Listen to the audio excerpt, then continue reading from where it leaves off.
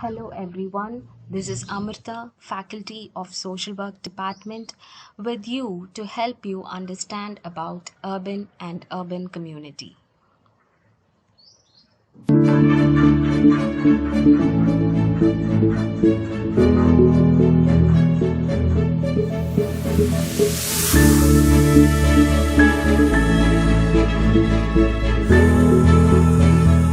Shutterstock Music.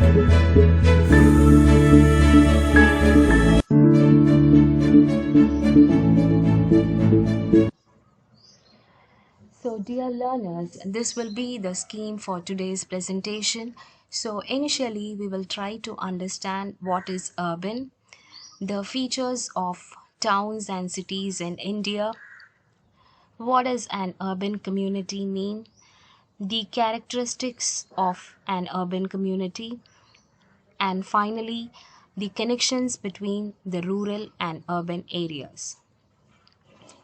Dear learners, let me introduce the concept of urban. An urban area is a region surrounding a city. Most of the inhabitants of an urban areas have non-agricultural jobs, and they represent the characteristics of the city or a city life. And the urban area has its roots from the Latin word urbanus, which means city itself. Most of the attributes of an urban area are being classified under demographic, ecological, and social cultural. And the urban area could be very well understood by the size of the population and the degree of complexity of the various organizations that are present in an urban area. So it could be a municipality or a corporation or various welfare organizations that are there in an urban area, which clearly differentiates it from a village, and that which isn't present in a town, and that it differentiates it from a city, and a city is being differentiated it by the size and the organizations, which isn't present in a metropolis. So the census of 2011 defines urban by these three important points, and the definition of urban was initially being framed by Ashok Mitra in the year 1961. So he says that at least 5,000 inhabitants should be there in an area which could be claimed as an urban, and the density of the inhabitants should be more than 400 people living in per square kilometer, and at least 75% of the male working population are engaged in non-farm activities. So I'm sure that you'll have a question in mind. So what is the population size of India at present who are living in an urban area? So it goes up to 48 crores 19 lakhs 80,332 people. So this is really a huge number. So this is actually a picture about the towns and cities in India, and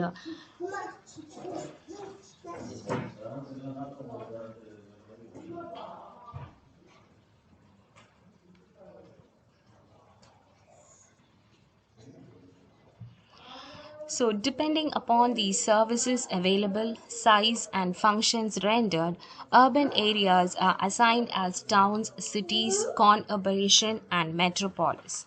So, the towns and cities in India are rapidly increasing, and about 377 million people live in 7,935 towns and cities according to census 2011. So this actually constitutes to 31.2 percentage of the total population. So next we move on to urban community. Urban community is defined as the population aggregate whose occupations are non-agriculture and specialized activities. So the important keyword of this definition is population aggregate. So, population aggregate is actually the collection of people who live together but are in no way socially connected. And their main occupations are non agriculture and specialized activities, which gives you an understanding that people in urban community are.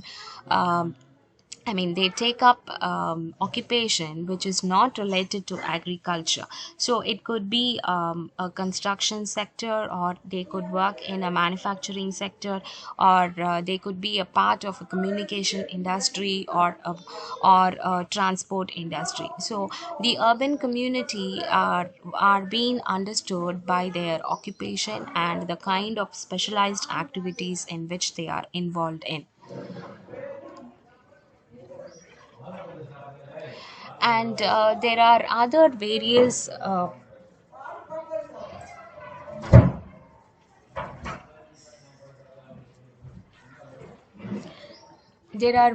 different characteristics also which help you to understand about an urban area. There are health and educational infrastructures which are found in an urban area, and this is comparatively low in a rural area. And there is a better provision of these amenities available in an urban area. When it comes to the distribution and access of these amenities to the people living in urban areas, again there is a variation. So it is not that all the communities living in an urban area have equal access and distribution of these amenities. So again, for example, people who are from the slum, so the slum communities and the people who are being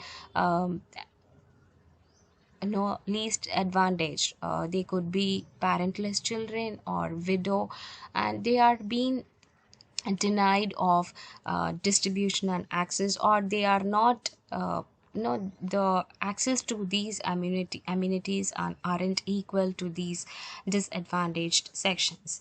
And the people living in an urban area, they are very large, and they are densely populated, and the permanent settlement of socially heterogeneous individuals. So it means that they are in no way connected or no way related to each other. There are also secondary groups such as corporations, voluntary organizations, and many representative forms of government, and the media people who replace the primary groups which are found in villages. And these relationships are considered to be impersonal, segmental, superficial, transitory, and often predatory in nature when compared to an rural setting. So these could be some of the identities of an urban area. So let's talk about the characteristics of an urban community. So the first main characteristic of an urban community is that of the size. So the World Bank population estimates gives us a statistic that in the year 2020, the population of people of urban areas in India was about 48 crores 19 lakhs 80,332 people, which is actually an increase of 2.32 percentage from to 2019. So it means that people in an urban setting are increasingly more. So people from the rural areas, they are actually migrating to the urban setting.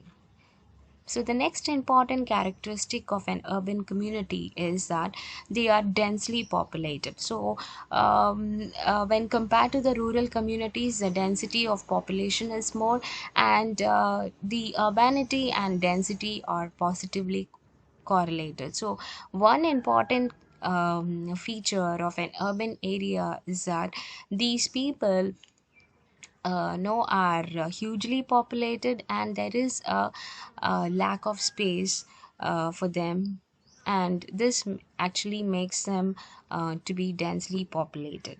So that could be one of the reasons. And when it comes to the family ties, the urban community is actually more concerned, and they are no they actually are very much interested to be a part of nuclear families. And uh, when compared to a rural setting, in an urban setting, nuclear families are more popular. uh, this is found very evident, and this is very evident everywhere. So the next important characteristic is about the marriage. So in an urban community, choice-based marriages and intercaste marriages are very popular. Even though there is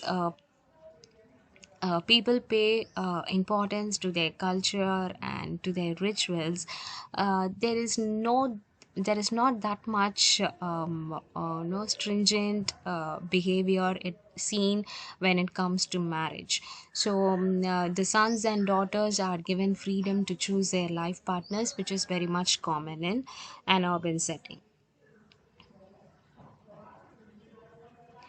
When it comes to the occupation, we have already understood that the people living in an urban community, they are much involved in non-agricultural jobs, which could be a manufacturing, which could be in a manufacturing sector or in an industrial sector, or they could be administrative professionals, or they could be a part of a construction sector. And divisions of labor and occupational specializations are very much common in an urban setting.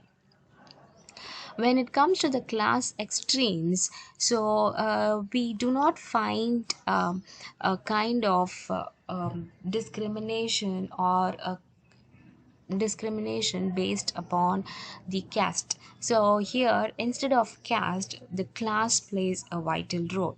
So the we have both the richest and poorest people in an urban setting.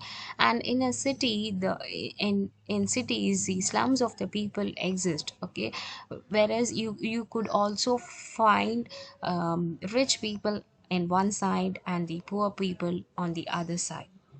And there are chances of no most civilized modes of behavior seen, as well as most worst racketeering found in the city. So both extremes are possible in an urban setting. So the next important characteristics of an urban community is about their social mobility. So social mobility is about you change, or you move from one class to the other class. For example, you belong to a middle class, and there are opportunities available everywhere in an urban setting, which will help you to move to the upper middle class, and from the upper middle class you go to the higher class. So this is one important feature of an urban community. And in urban areas, the social status of an individual is not actually determined by their hereditary, or by birth, or by caste, but it is usually being determined by their skill sets, by their merit, by their intelligence and perseverance. And hence urbanity and mobility are positively correlated. I hope I'm making myself clear, dear learners. So, the next important topic is about the rural and urban linkages. So, rural and urban linkages are being defined as the cultural, economical, environmental, social, political connections between communities along the rural urban divide.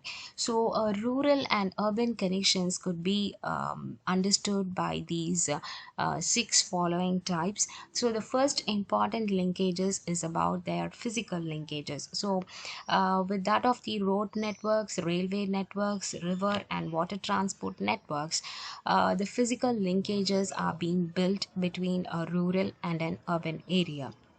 And the next is about the economical linkages. So, market patterns, raw materials, and consumption of good flows, consumption and shopping patterns, capital and income flows also determines how far the rural and urban people are connected. So, actually, production of raw materials. And production of food, and it happens in an rural area, and which is being transported to an urban area for consumption, and in turn production of uh, goods, so goods such as clothes or other infrastructural services, so that is being available in the urban setting. So wherein the rural people just they reach out to the urban setting in order to avail those goods. So that is how the rural and urban people connect themselves. So the next is about the population movement linkages. So people know migrate for permanent and temporary jobs, and from a rural to an urban setting especially. And there is also a kind of social interaction linkages also take place. So during festive seasons, there is a growing number of people who visit their hometown, in order to build their relationship. So that is a kind of social interaction which takes place. And next is about the technological linkages. Telecommunication systems aren't being very much available and developed and accessed in an urban area. So these facilities in turn are utilized by the rural people by way of visiting an urban area. So the service delivery linkages such as the credit and financial networks such as the banks or microfinance credits, and no visiting government offices for the services. So it is being available in an urban setting wherein the rural people visit the urban areas. So dear learners, I hope you enjoyed the session. See you in the next session. Thank you.